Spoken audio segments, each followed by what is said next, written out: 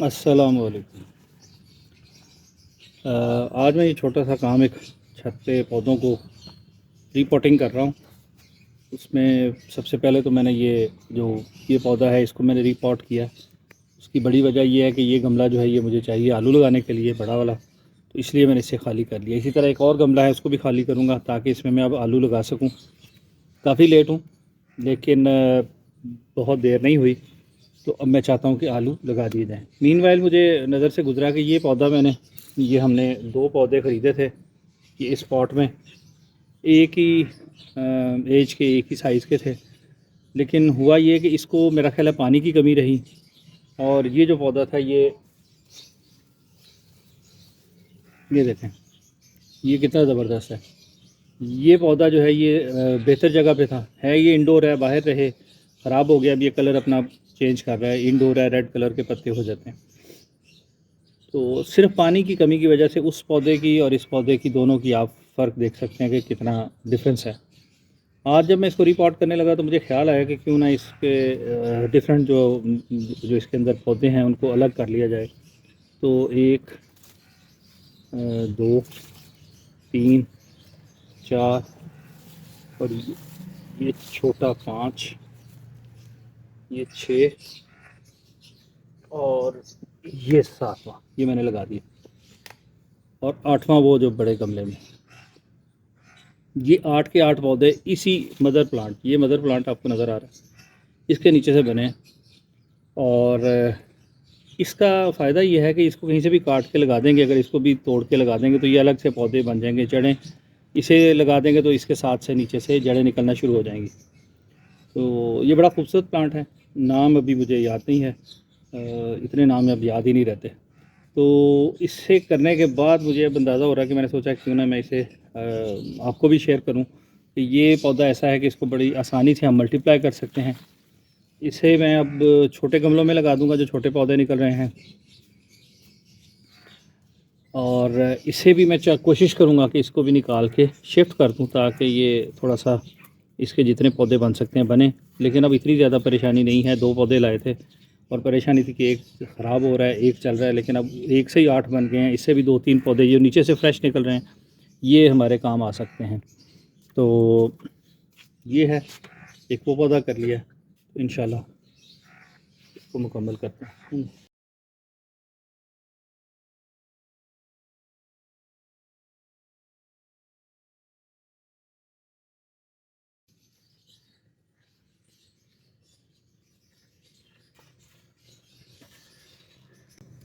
अमूमी तौर पर मुझे कीड़े मकोड़े ये चीज़ें देखने दिखाने का वो अच्छा नहीं लगता जब वीडियोज़ में मैं देखता हूँ, लेकिन केंचुए निकलते हैं इसके अंदर से।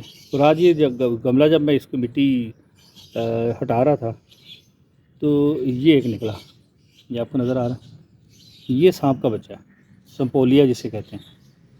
तो इसका फ़र्क ये होता है कि जो केंचुआ है वो भी इसी तरह ही लंबा ही होता है, लेकिन वो स्लो मूविंग है, ये बहुत तेज़ी से मूव करता है और जिगजैग मूव करता है। सपोलिया सीधा सुकड़ता बढ़ता जाता है, तो वो जो केंचुआ है जो अर्थवर्म है, तो ये जो है ये सपोलिया है, इसको मैंने मार दिया। तो ये चीज़ जो है ये बड़ी हैरत की बाइस होती है कि ये गमले के अंदर कहाँ से आ गया।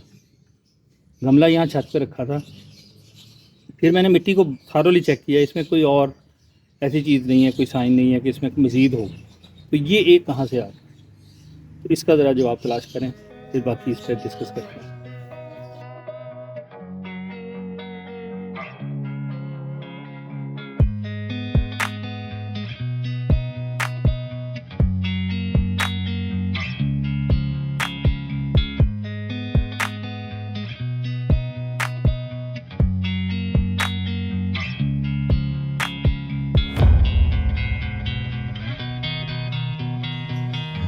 ये 2 छोटे, इनको एक में लगा देते हैं या छोटे गमलों में लगा दें।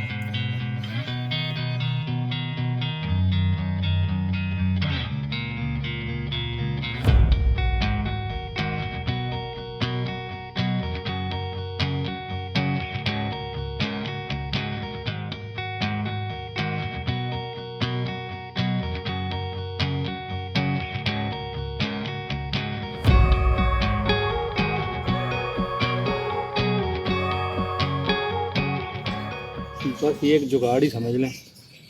तो मैं करना चाह रहा हूँ, इसकी वजह ये है कि अगर यहाँ से काट के इसको पौधे को अलग कर देंगे तो एक दफ़ा स्ट्रेस में आएगा, फिर जड़ें निकलेंगी, फिर ये अपनी असल हालत में आएगा।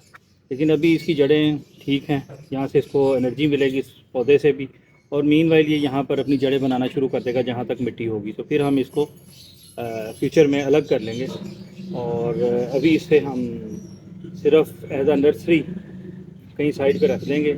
ज़ाहिर है पौधा हमेशा वही अच्छा लगता है, भला लगता है आँखों को देखने में, जो सेंटर में लगा हो, दरमियान में गमले के लगा हो, वो अच्छा लगता है। लेकिन ये भी एक डिफरेंट चीज़ है, तो आपके सामने इसको भी ट्राई करते हैं ताकि इसके ऊपर स्ट्रेस ना आए।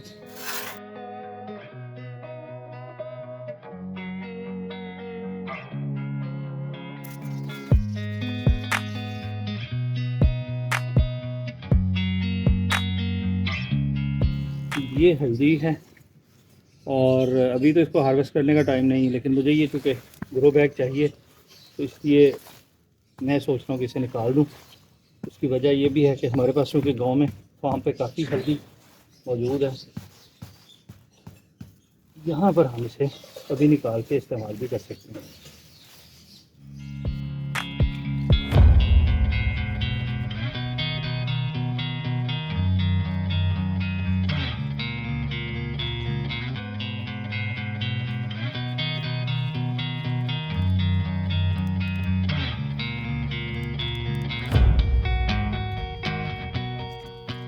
ये हल्दी के जो है राइजोम्स बन रहे हैं अभी आहिस्ता आहिस्ता, आप देखें साथ बढ़ते चले जा रहे हैं।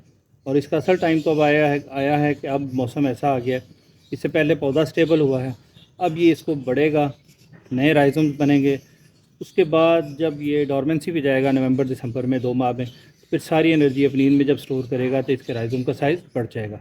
लेकिन एनी हाउ ये अभी हमें ज़रूरत थी, हमने इसको हार्वेस्ट कर लिया, तो ये हल्दी हमारे अभी काबिल इस्तेमाल है। और इसके पत्तों का कहवा, इसकी चाय जो है, टर्मरिक टी, बहुत मज़े की होती है। किसी भी सब्ज़ चाय जब आप बनाते हैं उसमें इसके पत्ते शामिल करें, इनका टेस्ट बहुत ज़बरदस्त बनता है। आज की पहली जो कार्रवाई है वो तो ये है कि ये एक हमारे पास ये हमारा मदर प्लांट था, इसके साथ से 1 2 3 4 5 6 और 7, ये 7 पौधे जो हैं ये हमें इससे हासिल हो गए। ये 8वां ये बताते खुद एक ये प्लांट मौजूद है, इसे वो इसमें लगा दिया है। जब ये जड़ें बना देगा तो ये भी 2 हो जाएंगे, प्लस जो इसकी जड़ें नीचे है उसमें से मज़ीद निकलेंगे तो भी देखा जाएगा। इसके साथ ये आया था पौधा, तो ये तो चूँकि इसकी भी कंडीशन इतनी अच्छी नहीं है इसलिए इसको नहीं छेड़ते। तीसरी चीज़ ये वाला पौधा है, और ये शिफ्ट किया है बड़े गमले में से, इस काले वाले गमले में से। ये 30 लीटर का पॉट है। अब चूँकि आलू की काश्त करना चाह रहा हूँ मैं गमलों में, उसके लिए मुझे कुछ गमले दरकार थे, और ये मैं सोच रहा हूँ कि ये इजाफ़ी हैं, इनको खाली कर लिया जाए। एक ये है 30 लीटर पॉट जो है जिसमें ये इंजीर का पौधा लगा है, ये वहीद लेके आए थे इंग्लैंड से। इससे एक पौधा मैंने एयर लेयरिंग करके बना लिया था, वहीद कर गए थे एयर लेयरिंग, तो वो वैसे ही चलता रहा। अभी वो उसको मैंने जब शिफ्ट किया तो माशाल्लाह वो अब स्टेबल है, सेहतमंद पौधा है। मैं सोच रहा हूँ कि इसे भी खाली कर दूँ, इसे मैं लगा दूँ इसमें, बजाय इसके कि इसे मैं किसी और इस्तेमाल में लाऊँ। तो ये ग्रो बैग में लगा दूँगा। ग्रो बैग में लगाने से आसानी ये होगी कि इसको गाँव शिफ्ट करना, फार्म पे शिफ्ट करना आसान हो जाएगा हमारे लिए। तो इस वजह से अब मैं चाहता हूँ कि मैं इसे निकाल के उसमें शिफ्ट कर दूँ, और इसकी जो अज़ाफ़ी शाखें हैं जो ख़राब हो गया ऊपर से, इन्हें काट दूँ। तो अगला काम यही करते हैं कि इसे निकाल के ग्रो बैग में शिफ्ट करते हैं।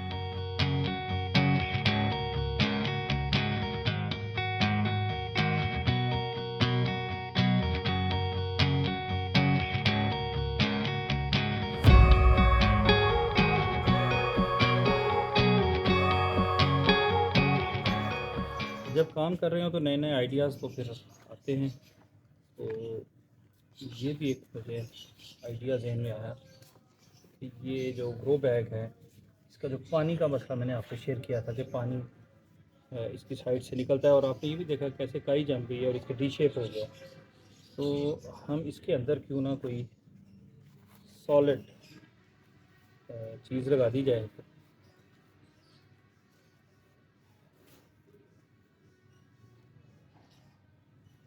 ये देखिए, ये मैंने इसके अंदर लगा दिया। इसका बेनिफिट ये होगा कि नीचे से तो पानी ड्रेन होगा, साइड से भी होगा, ऊपर से होगा, लेकिन ये कम से कम अपनी शेप बरकरार रखेगा और इसका पानी जो यहाँ से निकलना शुरू हो जाता था ना, वो ख़त्म हो जाएगा। तो थोड़ा सा इसको शक्ल बनाओ।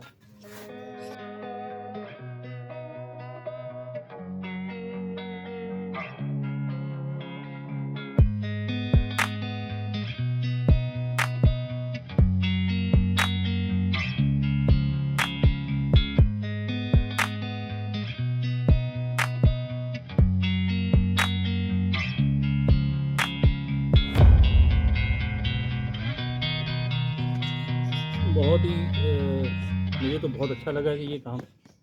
मुझे उम्मीद है कि हमारा एक और बड़ा मसला होता है कि ये फ़ोल्ड हो जाते हैं आगे से, इसको रोल करना भी मुश्किल होता है, और अब इसकी वजह से ये स्टेबल रहेगा, खड़ा रहेगा ये, और पानी भी जो इसमें जाएगा वो नीचे जाके नीचे से ड्रेन होगा, ऊपर से साइड से ड्रेन नहीं होगा। अभी अब इसको पानी दे के भी देखते हैं।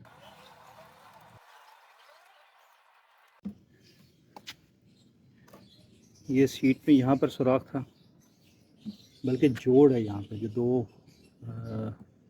आपस में मिल रहे हैं, तो वहाँ से देखें सिर्फ पानी निकला है, यहाँ पर ये है, यहाँ से पानी नहीं निकला। तो ये इस हिसाब से तो बड़ी अच्छी एक ऑप्शन आ गई कि अगर ऐसे कर लिया जाए तो ग्रो बैग भी ना तो डी शेप होंगे, और इनका पानी जब देंगे तो वो जो ऊपर ही ऊपर से निकल जाता है वो मसला हल हो जाएगा, और पानी पूरा नीचे पेनिट्रेट करके पूरी मिट्टी गीली करके और फिर निकलेगा। दो ये गमले खाली हो गए, और एक ये गमला मैं चाह रहा हूँ कि मैं इसे खाली कर दूँ। ये पौधा तो अच्छा बन रहा है, ये रखा भी जा सकता है। ये अभी सर्दी में अपना कलर चेंज कर देता है और पत्ते आहिस्ता आहिस्ता ये रेड सुर्खी रमाइल हो जाएंगे और फिर ये डोरमेंट हो जाएगा। दो गमले यहाँ पर मैंने पहले खाली करके रखे हैं। ये एक आज खाली किया है, बहुत ज़्यादा पानी बारिशों की वजह से मिट्टी गीली थी, मैं कर नहीं सका काम। एक ये गमला है, ये चंद दिन पहले मैंने खाली किया था।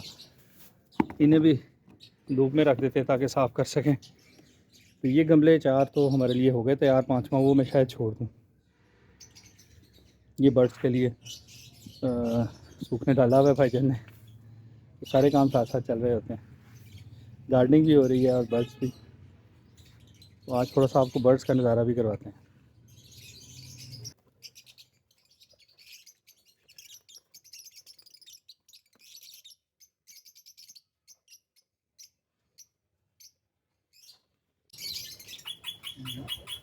कबूतर भी दिखा देते हैं। इनकी मुकम्मल वीडियो इंशाल्लाह मैं चाह रहा हूँ कि बनाऊँ, जब मुझे इनके नाम भी पता हो। मैं लिख के रखूँगा, मुझे इनके नाम नहीं पता। माशाल्लाह से बहुत खूबसूरत बर्ड्स हैं, डिफरेंट वैराइटीज़ हैं, और क्योंकि मैं नहीं जानता, इनके लिए मुकम्मल वीडियो इंशाल्लाह मैं प्लान कर रहा हूँ कि किसी दिन भाईजान से सारे नाम पूछ के फिर बनाऊँगा। ये आज का सारा काम जो हमने मुकम्मल किया। ये हल्दी निकाल ली, इंजीर का पौधा भी लगा दिया, इनके भी प्लांट्स बना लिया। अब इनको पानी दे देते हैं। अगली बात, वो जो मैंने सवाल पूछा था कि ये कहाँ से आ जाते हैं सपोलिए, आपने क्या तलाश किया इसका जवाब।